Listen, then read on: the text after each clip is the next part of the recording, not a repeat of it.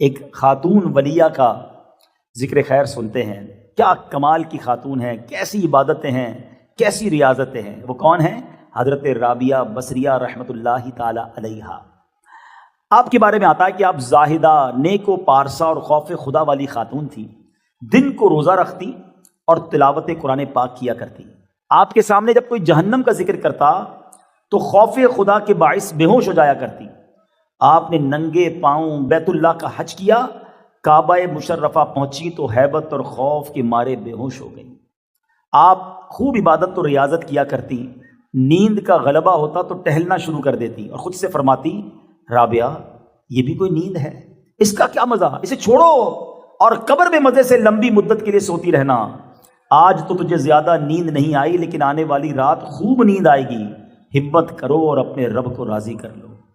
آپ نے 50 سال اسی طرح گزار دیے، نہ تو کبھی بستر پر لیٹی اور نہ کبھی تکیہ سر پر رکھا، اور اسی حال میں آپ کا انتقال ہو گیا۔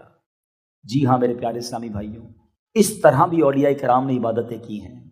ایک وہ تھے کہ سونے کو غفلت سمجھتے تھے، ایک ہم ہیں جو اٹھتے ہی نہیں ہیں، سو جائیں تو کوئی اٹھا نہیں سکتا ہے، لوگوں کی فجر قضا ہو جاتی ہے، اور وہ جب آرام کے لیے جاتی تو خیال آتا کہ نیند میں وقت ضائع کیوں کروں، قبر میں آرام کریں گے۔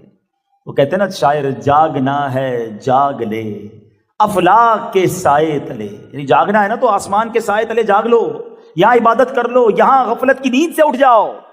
جاگنا ہے جاگ لے افلاک کے سائے تلے، حشر تک سوتا رہے گا خاک کے سائے تلے۔ ادھر جاگنا ہے، ادھر گناہوں سے بچنا ہے، ادھر عبادت کرنی ہے تاکہ قبر میں آرام مل جائے۔ آپ کو معلوم ہے ایک بزرگ بڑی پیاری بات فرماتے تھے، زمین کے اوپر کام اور زمین کے اندر آرام۔ ایسی زندگی گزارو، اتنا کام کر لو اچھا زمین کے اوپر کہ زمین کے اندر آرام ہو جائے۔ زمین پر ایسے کام مت کرنا کہ زمین کے اندر مار پڑے۔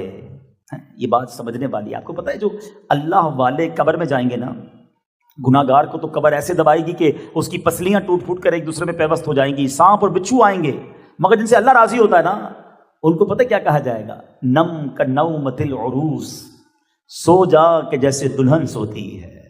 ایسے بھی لوگ ہوں گے جن کو قبر میں باقاعدہ آرام ملے گا۔ ہم اللہ سے دعا کرتے ہیں کہ ہماری قبر کیڑوں والی نہیں بلکہ رحمتوں کی کھڑکی والی بنا دے، ہمیں جہنمی کفن نہیں جنتی کفن کا بستر مل جائے، اور ہم قیامت تک چین کی نیند سوتے رہیں، نبی پاک کے جلووں میں گم رہے۔